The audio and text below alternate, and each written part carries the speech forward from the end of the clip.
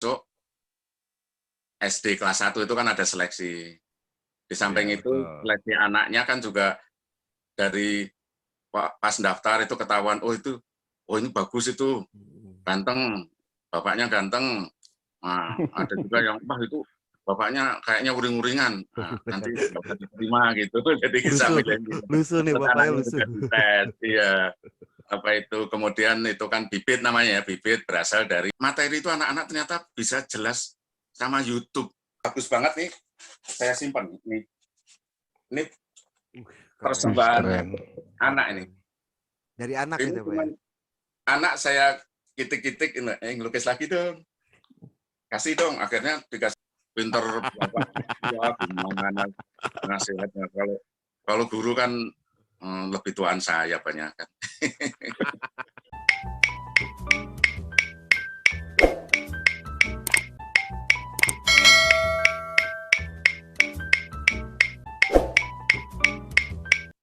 Assalamualaikum warahmatullahi wabarakatuh. Hai guys, kembali lagi bersama Senopati Center. Oke, kali ini kita nggak sendiri, nggak berdua aja nih guys. Oke, kali ini ada lagi tamu yang istimewa. Kalau kemarin ada Pak Pamuji, sekarang kita ada Pak Utomo. Oke, kita langsung aja. Alhamdulillah. Hai Pak, Assalamualaikum Pak. Waalaikumsalam warahmatullahi wabarakatuh. Selamat malam. Selamat malam. Sehat Pak? Alhamdulillah sehat. Mudah-mudahan barokah. Amin. Waduh, ini Pak Utomo segar terus nih Pak. Amin. Luar Alhamdulillah. biasa nih. Oke, Pak Utomo, mungkin untuk awalnya boleh memperkenalkan diri dulu nggak Pak? Oh iya. Walaupun udah banyak yang tahu sebenarnya nih Pak ya. Nama saya Pak Tomo, nama lengkapnya Utomo. Itu umur ya, umur lahir tahun 64 berarti berapa ya? 57 ya, 57. Mengajar dari tahun di Kartika dari tahun 1991 berarti ya 30 tahun lah. 30 tahun ya Pak ya. Iya, 91 itu saya masih SD itu Pak, SMP. oh iya. Jadi Om Ed, kita SD nih Pak Utomo udah ngajar nih. Iya. Betul Om Andi. Udah Jadi tua. tahun 91 kita kayaknya baru kelas 1 SMP Om Andi. Iya ya. Oke, anak cucu ada berapa Pak? Kalau boleh tahu kita. Cucu belum, anak baru ini, baru 1, kelas 2 SMA. Kelas 2 SMA, waduh udah Iya. SMA ya Pak Telat, ya. telat karena dulu perasaan itu udah punya anak padahal belum. Jadi perasaan udah punya anak padahal belum. Anak orang. Anak orang ya, banyak. Anak sendiri. Anak-anaknya banyak ya Pak ya. Iya, kalau liburan baru terasa, oh iya itu anak orang. Itu anak orang ya baru ya. Kalau lagi ngajar itu rasanya selalu anak sendiri tuh Pak. Iya. Iya. Memang menghibur sekali jadi bikin lupa. Betul Pak. Oke, nah mungkin kali Om Ed ya, perjalanan hidup Pak Utomo nih pasti banyak nih pemirsa Senopati Center yang pengen tahu ya Om Ed ya. Betul Om Andi. Bisa nggak kita Pak penasaran Utomo? nih. Penasaran nih kita Pak Utomo. Perjalanan dari mana? Dari awal-awal nih, awal-awal ngajar ya. Karena jujur nih Pak Utomo, saya tuh dulu di Pondok Bambu tuh. Itu saya sering dengar nama Pak Utomo loh. Serius Pak Utomo. Saya sering dengar Pak Utomo ya kan. Oh iya ya. Jadi saya penasaran nih. Pasti semua teman-teman penasaran nih Pak Utomo. Iya, itu sebenarnya biasa aja, cuman jadi terkenal gara-gara berkah dari pemerintah mengadakan UN itu kan terus ada tryout ya. Karena kita nggak terlalu sibuk, guru-guru lain, teman-teman lain mungkin pada sibuk di SD negeri lain, kita mengadakan tryout di Kartika, terus banyak yang datang, alhamdulillah terus banyak yang kenal. Ya cuman gitu aja, enggak ya berkahnya itu loh pemerintah ngadain UN. Berkah ya Pak. UN. Iya. Nah, kalau 2 tahun ini nggak ada UN loh Pak ya. Iya, gimana tuh Pak? Yang nggak masalah karena UN itu kan apa namanya kepentingannya sebenarnya untuk mengukur kemampuan anak secara nasional, tapi dimanfaatkan yang kedua oleh secara otomatis ya dimanfaatkan untuk masuk SMP. Nah, yang jadi perhatian masyarakat itu buat masuk SMP-nya tuh orang pada rajin-rajin latihan UN gitu. Jadi kan pisau bermata dua ya. Bisa bermata Sebenarnya dua. tujuan asli pemerintah itu menyeragamkan kompetensi anak itu secara standar minimal itu ya di kisi-kisi UN itu. Seorang anak harus bisa begini, bisa begitu, gitu kan, minimal itu kan. Minimal. Tapi karena digunakan juga untuk masuk SMP, ya itulah yang menyebabkan itu ramai jadinya orang berbondong-bondong berusaha memperoleh nilai yang bagus. Sebenarnya itu namanya pelatihan, bukan pendidikan. Pelatihan Ya, pelatihan Iya. mengerjakan soal UN gitu ya Pak Ya, Utomo ya. itu pelatihan, bukan pendidikan. Saya seneng, tapi ya nggak bangga-bangga banget, cuma ngelatih gitu doang. Senang tapi nggak bangga-bangga banget ya Pak ya. Iya. Jadi Emang kayaknya gitu, ceritanya kan. bersambung nih Om Andi. Oh iya benar. Iya, jadi kan pada podcast kita sebelumnya, kita kan ngobrol dengan Pak Pamuji. Nah, di situ Pak Pamuji cerita kalau SD Kartika 12 tahun berturut-turut itu memperoleh nilai tertinggi UN se-DKI Jakarta. Nah, Iya. di situ kita nih jadi sebenarnya penasaran Pak. Sebenarnya kalau SD Kartika 10-7 menjadi yang terbaik se-Jakarta itu kan bukan hanya karena kepala sekolah gitu. Pasti ada di baliknya itu pasti siapa sih yang paling berperan? Pasti para guru gitu loh. Makanya kita undang Pak Tomo ini ke sini karena merupakan salah satu guru paling senior lah di SDS Kartika. Nah, suhu Pak, suhu ya. Sensei ya kalau sensei. Semalam kita lagi sama sensei ya. Iya, sama sensei. Dia benar-benar sensei nih. Jadi gini Pak, di balik cerita suksesnya SD Kartika selama 12 tahun ini pasti ya peran penting itu para guru lah. Para guru salah satunya Pak Tomo. Iya. Nah, gitu Pak. Mungkin bisa Pak Tomo tambahkan lagi nggak Pak? Mungkin cerita. Jadi begini. Ya, begini ya. Jadi SD Kartika itu bibitnya itu berasal dari wali murid yang bagus, bibit unggul ya. Jadi bibitnya bibit unggul. Ada seleksi juga pas masuk SD kelas 1 itu kan ada seleksi. Di samping itu seleksi anaknya kan juga dari pas daftar itu ketahuan, oh ini bagus itu, ganteng, bapaknya ganteng. Nah, ada juga yang itu bapaknya kayaknya uring-uringan, nanti dapat diterima gitu. Jadi bisa milih. Lusuh nih bapaknya lusuh. Iya. Kemudian itu kan bibit namanya ya, bibit berasal dari keluarga yang barokah. Kemudian terus sebelum kelas 6 itu kan ada kelas 1, 2, 3, 4, 5 ya. Itu udah dibikin pinter dulu sama guru-guru sebelumnya ya. Kelas 6-nya enak. Kalau kelas 6-nya tinggal latihan kisi-kisi aja. Kisi-kisi itu asalnya dari pemerintah, yang kita prediksi dari kisi-kisi itu kebetulan soal-soalnya tepat, ya udah nilainya bagus. Gitu. Jadi faktor utama yaitu bibit, kemudian kerja dari guru-guru kelas 1 sampai kelas 5, kemudian juga dukungan wali murid. Wali murid Kartika itu baik semua. Jadi bikin semangat guru-guru gitu. Makanya ya siapapun yang mengajar di SD Kartika, insya Allah hasilnya bagus gitu. Seandainya dulu kelas 6 itu yang ngajar siapapun, ya insya Allah hasilnya bagus karena didukung wali murid, bibitnya bagus, kepala sekolahnya bijak, nah itu banyak sekali faktornya. Tapi pada intinya siapapun yang mengajar kelas 6 di SD Kartika, insya Allah sukses gitu, dari tahun kemarin pun.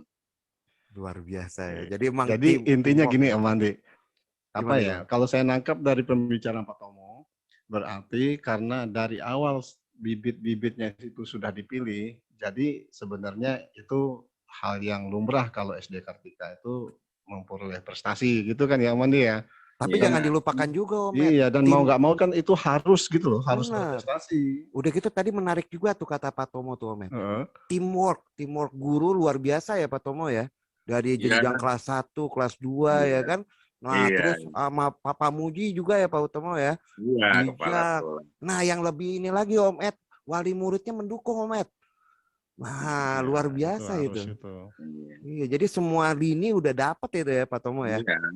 Siapapun yang mengajar, insya Allah sukses gitu kalau di Kartika. Udah. Jadi ibaratnya tuh kalau sepak bola nih, siapapun yang ngelatih itu bibitnya udah oke ya Pak Tomo ya, Iya. kira-kira gitu ya. Iya. Wah, Ya jadi mau nggak mau dan harus gitu loh. Kalau malah prestasinya jelek itu baru dipertanyakan, betul nggak Pak? Karena dari awal itu sudah dipilih. Nah Iya. itulah salah satu kelebihan sekolah swasta kalau menurut saya ya. Karena dari awal itu sekolah sudah memilih siapa yang bakal jadi siswanya sekolah tersebut gitu. Tapi gini loh Pak, kalau misalnya ada sekolah yang tidak bisa memilih, ya mungkin ada kayak sekolah dasar negeri ya Om Andi ya. Jadi tidak ada pokoknya pilihan. ya mau nggak mau mereka harus terima. Nah mungkin itu akan berat. Nah kira-kira kalau seperti itu gimana tuh tantangannya Pak Tomo? Mungkin Insya Allah, ada trik yang lain lagi tuh. ya, insya Allah guru yang ditempatkan di tempat seperti itu pahalanya jauh lebih banyak, insya Allah. Kemudian, nah itu tergantung ya, kalau gurunya ikhlas itu nanti pasti itu didekati Jibril, tapi bukan kayak Rasulullah yang itu, tapi mungkin kena bulu-bulunya Jibril atau gimana gitu sehingga punya Nyenggol inspirasi. gitu ya Pak ya. Iya, punya inspirasi. Inspirasi itu kan eh, entitas energi Jibril ya, walaupun bukan wahyu ya. Sehingga di tempat sulit pun kalau ikhlas itu nanti ada sesuatu yang em, menolong gitu. Cuman pahalanya lebih banyak daripada di Kartika mungkin. Karena di Kartika itu enak wali muridnya. Medannya lebih susah Pak ya. Iya, iya itu insya Allah guru-guru yang begitu pahalanya lebih besar. Wah, ini buat Bapak Ibu guru nih ya kan, yang seluruh Indonesia ya Pak Tomo ya. Iya, iya, salam. Wah, harus semangat, Ikhlas, ikhlas. ikhlas. Bersahabat sama Jibril insya Allah. Walaupun nggak pernah lihat. Biasa. Insya Allah nanti lihat Pak. Oke. Nah, Pak Tomo, kira-kira nih kan saya SD kita SD aja nih Om Ed ya, Pak Tomo nih udah ngajar ya kan. Ya. Pasti suka dukanya beda dong sama kita gitu ya kan. Misalnya kita baru jadi, kalau saya nih jadi guru paling baru berapa tahun ini Pak Tomo. Nah, bisa berbagi, bisa ini nggak sharing nggak sih Pak Tomo? Gimana sih suka duka dari awal Pak Tomo merintis jadi guru sampai sekarang gitu Pak Tomo, biar menginspirasi kita nih guru-guru muda nih Pak Tomo. Guru-guru muda ya. Udah tua juga sih Pak Tomo. Duka itu ya, dukanya itu tidak boleh diingat terlalu lama. Karena kalau duka itu diingat dan dirasakan itu menjadi mengarah ke kufur nikmat. Jadi yang suka-suka aja yang diingat. Jadi dukanya, sudah lupa saya dukanya. Paling habis ngomelin anak lupa. Habis debat sama wali murid, gak ada, lupa karena jadi saudara. Kalau habis debat ayal-ayalan sama wali murid, nanti akhirnya ya jadi akrab, jadi saudara gitu. Jadi ya dukanya lupa, jadi suka-sukanya aja. Berarti Sukanya banyak itu ya, sukanya ya Pak ya. anak-anak aja udah senang. Walaupun saya serem kalau di anak-anak bilang serem. Tapi saya suka sama anak. Tapi toh kalau udah belajar juga mereka senang. Cuman kalau mereka ngobrol tuh, Pak Tomo, aku ada Pak Tomo, misalnya mereka bercanda gitu atau, tapi sebenarnya aku kok senang-senang aja saya. Anak-anak juga kalau udah ketemu udah mulai kegiatan ya senang ya happy, bahkan apa itu di luar sekolah pun juga mau nambah belajar lagi gitu maksudnya ini. Jadi sukanya itu ya nikmat aja ngajar itu. Ini justru bikin lupa kalau kita itu nggak banyak punya duit itu lupa karena senang. Jadi lupa ya Pak Tomo ya. Yang penting anaknya banyak Pak. Iya. Udah dari 91 sampai sekarang anaknya udah berapa tuh Pak? Ya itu tadi duka teman-teman guru, kalau ada dukanya itu lupakan saja karena duka akan ditunggangi oleh setan untuk menyebabkan kita kufur nikmat. Jadi yang suka-suka aja lah. Namanya juga ngelihat anak-anak yang belum punya dosa itu kan udah seru. Betul Pak. Anak bandel juga lucu, anak anak nggak nurut juga lucu walaupun kita pura-puranya melotot. Kita melotot tapi ketawa juga dalam hati. Dalam hati, tapi mukanya harus serem Mukanya kalau harus serem lagi kan. demi ketertiban, demi kedisiplinan, demi ini kita ya aktingnya harus bagus tapi dalam hati tetap senyum. Om Andi mesti belajar tuh, Om Andi. Ya ini Om kan makanya ngajar kan. dia dicatat ini harus. Berarti duka itu mesti duka itu disisihin aja Pak Utomo ya. Iya, itu pintu gerbang kufur nikmat itu. Kufur nikmat jadinya tuh. Iya. Tuh guys, nih guru-guru muda nih ya kan. Oke, Om Ed, apalagi nih Om Ed? Ya, tadi kan Pak Tomo udah cerita kegiatan sehari-hari di Kartika. Nah, kalau di luar Kartika, Pak Tomo, kan ya kayak Om Andi tadi udah kenal Pak Tomo lama gitu. Nama Benar. Pak Tomo itu udah terkenal. Nah, Om Andi Kenal. taunya dari mana gitu. Mungkin Di luar di luar mana kan. Dulu itu begini ceritanya waktu ngajar itu kan kadang-kadang banyak yang minta belajar lagi tambahan di rumah gitu kan. Lama-lama kebanyakan nggak bisa bagi waktu karena hari itu jumlahnya kan cuma 7 ya, seminggu itu cuma 7 ya. Ada yang minta ini atau itu lah, nggak cukup akhirnya terciptalah bimbel gitu, makanya jadinya orang pada datang ke bimbel gitu. Bimbel Pak Tomo ya Pak ya? Iya, iya. Saya tahu itu Pak. Ayo, kalau Om Andi tahu di mana ya. Ada karena dibutuhkan dulu. Ya, ada kebutuhan ya Pak ya? Nah, iya, bukan bikin dulu baru butuh murid, bukan karena bingung dibutuhkan baru bikin sehingga tidak perlu promosi waktu itu. Langsung ada peserta gitu. Iya, iya. Luar biasa. Ya, jadi ini Om, tadi Pak Tomo cerita kalau awalnya Pak Tomo nggak terlalu banyak kegiatan sehingga suka diminta bantu untuk pembahasan soal-soal UN segala macam. Nah, sampai tercipta bimbel Pak Tomo. Nah, mungkin para pendengarnya Senopati Center pengen tahu nih Pak Tomo, di bimbel Pak Tomo itu khusus untuk pembahasan soal UN aja atau ada bimbel-bimbel yang lain Pak, mungkin bidang studi matematika, IPA atau gimana gitu Pak? Dulu itu hampir mayoritas kan karena keperluan UN ya. Iya. Tapi ada juga yang tidak saya tangani asisten itu yaitu anak kelas lain. Jadi kelas lain itu kalau datang itu tidak ada jadwal dari bimbel tapi anak datang bilang Pak aku mau ulangan ini Pak, latihan ini Pak. Pak aku mau belajar ini Pak gitu. Dia nyebutin keperluannya. Konsultasi jadi ya Pak ya? Keperluan masing-masing beda. Yang enak yang UN itu, ayo yang UN masuk ruang ini 50 orang langsung.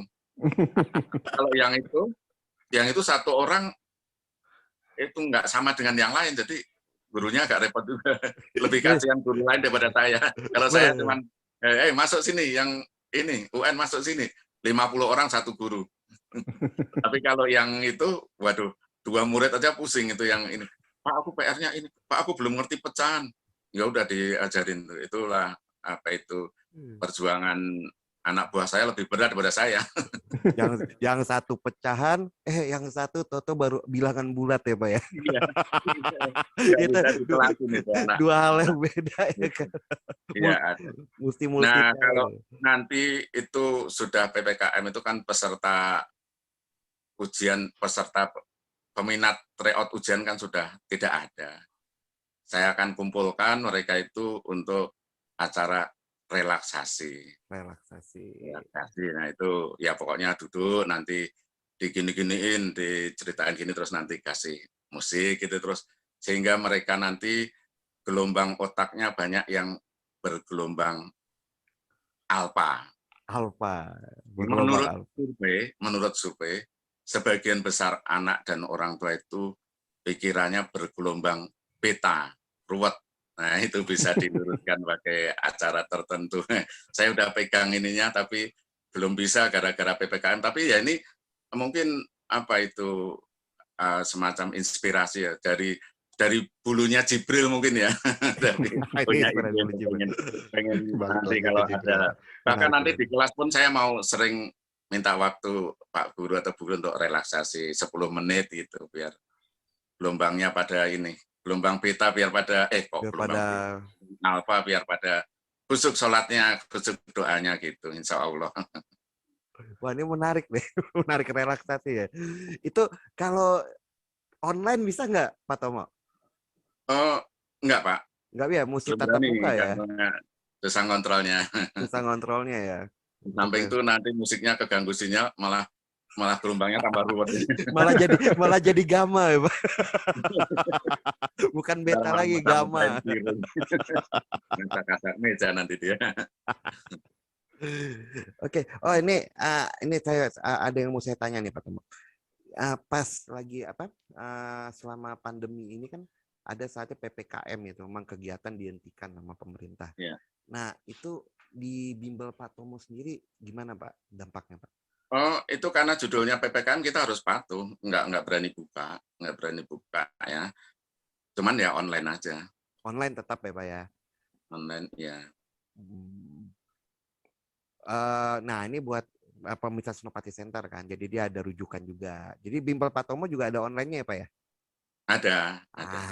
Tuh bisa tuh Pak. Siapa tahu kan teman-teman di sini nih ada yang nyari juga nih, gitu ya kan? Insya Allah. Bisa langsung ke Pak Tomo ya? Bisa. Oke, nanti guys ada nih nomor teleponnya di sini. Oke, apalagi nih Om Ed? Nah ini mantep ini sama Pak Tomo nih. Iya, ini kayaknya kalau kita tanya terus, ini nggak habis-habis sama dia. Iya, kalau sama Pak Tomo itu nggak habis-habis, ada ceritanya nih Pak Tomo. Tapi aku tertarik sama itu tadi tuh Om Ed, sama bulu Jibril itu Pak Tomo. Yang didatangi Jibril kan Rasulullah. Kalau kita insya Allah sering-sering panggil gitu kan, yang penting minta izin Allah kan. Manggil-manggil malaikat itu nggak apa-apa, nanti kecipratan itu. Jibril kasih izin dong, nggak kecipratan bulunya. Nggak bakalan disamperin orang kita nggak sesuci Rasul ya. Tapi siapa tahu kecipratan bulunya itu punya ide. Karena kan kesenggol ya Pak. Guru itu kan, kerjaan guru kan itu entitas energi Jibril. Kalau kita pengusaha itu mungkin Mikael ya. Mikael. Itu Mikael ya. Berteman. Nah, kita harus berteman. Kalau memang pedagang ya berteman sama Mikael, jangan sendirian nanti. Kan boleh berteman. Boleh dong. Sangat boleh Pak. Boleh. Oke Pak, ini kan di Senopati Center nih juga ada guru di sini, juga ada murid ya, juga ada anak-anak nih Pak, juga ada orang tuanya Pak. Nah, boleh dong Pak, ada pesan dan pesan-pesan Bapak nih. Nah, apa kira-kira pesan-pesan Bapak untuk guru, untuk siswa, untuk murid Pak? Untuk guru dulu ya? Boleh Pak. Guru ya ini maaf karena menang tua ya kan boleh pesen. Apalagi disuruh. Iya dong, jangan. Guru apa itu modal utama tuh ikhlas, bukan pintar tuh nomor sekian, ikhlas dulu, ikhlas. Nanti kalau ikhlas tuh insya Allah banyak ide untuk penyelesaian masalah tentang bocah-bocah itu ya. Habis ikhlas itu ternyata jasa seorang guru itu bukan menyampaikan materi supaya jelas, bukan. Materi itu anak-anak ternyata bisa jelas sama YouTube. Jadi ternyata jasa yang besar itu adalah mendekatkan si anak itu dengan Tuhannya. Nah, itu jasa paling besar guru itu bisa mendekatkan si anak itu dengan Tuhannya gitu. Itu jasa paling besar. Yang kedua yaitu kita ini kemampuannya itu kan ada bidang-bidang tertentu ya. Kita itu bukan pelukis, tapi kita bisa mendorong seorang anak menjadi pelukis hanya dengan kata-kata. Kamu udah ketahuan ini ya, bakatnya anak, potensi anak kita gali.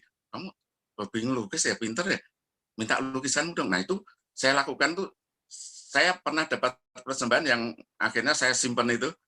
Banyak sebenarnya persembahan teman yang saya simpan jarang. Ini karena bagus banget nih, saya simpan. Ini persembahan anak ini. Dari anak ini itu Pak ya? Anak saya kitik-kitik, ngelukis lagi dong.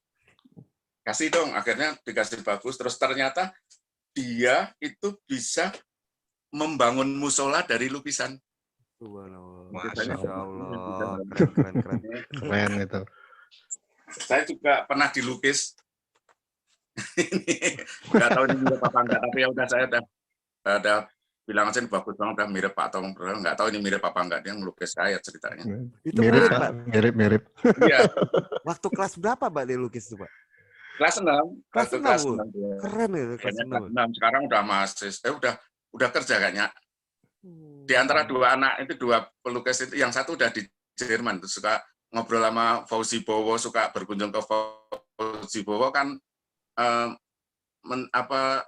diplomat duta besar Duta Jerman besar. kalau nggak salah, Pak Fauzi Duta Bowo. besar Jerman. Iya, dia suka diundang ke sana justru ya karena lukisan-lukisannya itu. Luar Itu biasa. kan kita bukan pelukis tapi bisa dorong-dorong anak buat melukis. Nanti ada anak yang suka nari, kelihatan bakatnya, dorong aja nari, kita nggak usah ngajarin nari, kasih apresiasi, kasih pujian, kasih semangat, nanti dia menarinya jadi hebat. Kemudian yang lain-lain juga, taekwondo juga saya dorong. Anak-anak pintarnya tak suruh nendang, saya pernah ditendang sakit banget. Boleh ditendang, Pak. Yang Pak tahu Kalau taekwondo ditendang gitu ya, Pak. Nggak berani, saya nggak berani suruh ngasih semangat, tapi nggak berani lagi nyuruh nendang, sakit. Kapok. Nah, itu Tendang samsaknya lah. membangkitkan potensi, itu ternyata modalnya cuma mulut. Jadi kalau mulut kita bisa ngeliting-ngeliting mereka supaya ini, ternyata insya Allah ya mulut kita jadi barokah ya. Itu membangkitkan potensi, kemudian tadi ikhlas, terus mendekatkan Dengan Tuhan. Dengan Tuhan. Ada 3 itu jasa utama itu. Karena kalau cuman bikin pinter kali-kalian itu ada banyak yang ngajarin itu, kita ambil posisi yang lebih keren aja itu, jadi Betul. mendekatkan Kalau murid, cuma itu kasih kemudian aja tutorial. membangkitkan potensi yang ada. Yang acting disuruh acting terus, sering panggil, suruh nyanyi, suruh acting, nanti kita melahirkan orang-orang hebat tanpa harus ngajarin kehebatannya itu, cuman ngiting-ngiting supaya bangkit aja. Kepada anak-anak itu, mungkin kalian belum tahu bahwa zaman dulu, ini anak-anak ya, sebelum kalian lahir, itu sebenarnya sudah ada perjanjian dengan Allah. Ya. Aku adalah Tuhanmu, tahu enggak? Tahu ya Allah. Nah, nanti kalau kamu mau ke dunia, kamu itu aku ciptakan supaya kamu berbakti kepadaku, karena tidak ada kenikmatan apapun selain berbakti kepadaku. Nah, itu jadi tujuan manusia diciptakan untuk beribadah atau berbakti kepada Allah. Kalau kita tidak beribadah kepada Allah, pasti tidak nikmat. Jadi kenikmatan yang paling tinggi adalah berbakti kepada Allah. Walaupun kita itu istilahnya makan, itu adalah tetap diniatkan untuk mempunyai tenaga yang kuat untuk berbakti kepada Allah. Jadi inti hidup, kenikmatan yang paling tinggi adalah ketika kita memenuhi janji kita, yaitu berbakti kepada Allah. Apapun pekerjaan kita, mau belajar, berbakti kepada Allah. Mau menghormati orang tua dengan tujuan berbakti kepada Allah. Nah, orang tua itu adalah perwujudan kasih sayang Allah di dunia. Oleh karena itu, kita juga harus menghormati orang tua. Karena orang tua boleh dibilang Allah yang mewujudkan diri dalam rahmatnya. Nah, jadi lihat muka ibu harus ingat Allah. Lihat muka bapak harus ingat Allah, karena itu adalah perwujudan Allah yang melindungi kamu di dunia. Bukan Allah ya, perwujudan sifat Allah yang melindungi kalian. Ya, jadi ingat, melihat ibu, ingat Allah, melihat bapak, ingat Allah, dan selalu berbakti kepada Allah, karena itu adalah kenikmatan yang sebenar-benarnya. Tidak ada kenikmatan lain yang lebih nikmat daripada berbakti kepada Allah. Itu pesan untuk anak-anak. Apalagi udah ya kali ya. Untuk orang tuanya, Pak, belum. Untuk orang tuanya, waduh, takutnya orang tua. Orang tua itu kalau urusan anak lebih pintar daripada Pak Tomo kalau urusan anak. Nah, kalau pesan untuk orang tua ya mudah-mudahan Bapak Ibu diberi barokah rumah tangganya, diberi rezeki yang lancar, diberi hidayah dalam mengurus, diberi kemudahan dalam mengurus anak-anak. Kalau nasihat itu tidak ada, orang pintar Bapak, ya gimana nasihatnya. Kalau guru kan lebih tuaan saya banyak kan. Kalau guru nggak apa-apa ya, Pak ya? Nggak apa-apa. Kalau orang tua takut saya aja kalah pintar dalam ngajarin anak mungkin kalau di rumah. Bisa aja Tetap Pak Pak Tomo. Tomo anaknya paling banyak. Tetap menang kalau masalah tetap menang, Pak. Bapak anaknya paling banyak, Pak. Nih, Oke, luar biasa deh. Keren. Om Matt, ada yang mau ditambahkan Kak Om Matt? Ya, sepertinya kita udah ngomong panjang lebar ya sama Pak Tomo. Jadi intinya ya ternyata untuk membuat satu sekolah atau murid-murid itu sukses, ternyata simpel aja sama Pak Tomo ya, maksudnya nggak perlu Sederhana. usaha yang terlalu berat ya kan. Ya tadi ya intinya itu ternyata guru-gurunya harus ikhlas ya kan, murid-muridnya juga mesti ingat sama Tuhan. Yang paling penting tadi tuh saya tertarik sekali tuh ternyata guru itu lebih baik hanya memberi motivasi gitu kan, kalau kayak belajar matematika segala macam itu kan mudah dipelajarin di rumah juga bisa, guru tinggal bimbing aja. Ternyata setelah kita bicara sama Pak Tomo ya Om Andi ya, Betul. ternyata selain pengalaman kita juga banyak dapat pesan-pesan moral juga nih. Benar. Betul ya. Betul banget, Pak. Ternyata guru itu utamanya itu memang mendidik ya Pak Tomo ya. iya, Dia iya, memotivasi anak. Jadi anak iya, itu mau jadi apa aja itu cita-cita dia ya Pak Tomo ya. iya, Kita iya, nggak boleh klaim dia mesti jadi ini, dia mesti jadi itu. iya, Gitu kan Pak Tomo ya. Kita hanya iya, bisa mengarahkannya jadi berbakti pada Allah. Betul Pak Tomo? iya, betul, Luar betul. biasa. Itu quote of the day Om Ed. Ya, betul betul betul. Oke, gimana Om Ed? Masih ada lagi nggak? Nih kayaknya kalau kita terusin nih mesti ada satu seri lagi nih Om Ed. Satu video lagi. Berlanjut ini Pak Tomo nih. Saya masih Ya. penasaran sama Bulu Jibril tadi loh Pak. Ya. Kayaknya lebih baik kita ini Om Andi, kita adakan sesi selanjutnya nih. Iya Jadi tuh. biar penasaran gitu. Banyak kayaknya masih banyak nih Gimana? petuah-petuah spiritual, pengalaman-pengalaman Bener. ini kita perlu gali lagi dari Pak Tomo kayaknya. Gimana Pak Tomo? Insya Allah. Oke, oke kalau gitu kita tutup dulu ya Pak Tomo ya. Amin. Alhamdulillah. Amin, alhamdulillah. Oke guys, thank Mudah-mudahan you. barokah. Amin, amin ya Rob. Oke, Om Ed, kita tutup Om Ed. Oke. Oke guys, thanks for watching. Terima kasih banyak udah nonton video ini. Oke, yang pasti jangan lupa apa Om Ed? Ya, saya pesan dulu, majulah pendidikan Indonesia, majulah bangsaku. Amin. Jangan lupa di subscribe, di like, ya, comment and share. Thank you. Terima kasih Pak Tomo. Terima kasih. Assalamualaikum. Waalaikumsalam warahmatullahi wabarakatuh.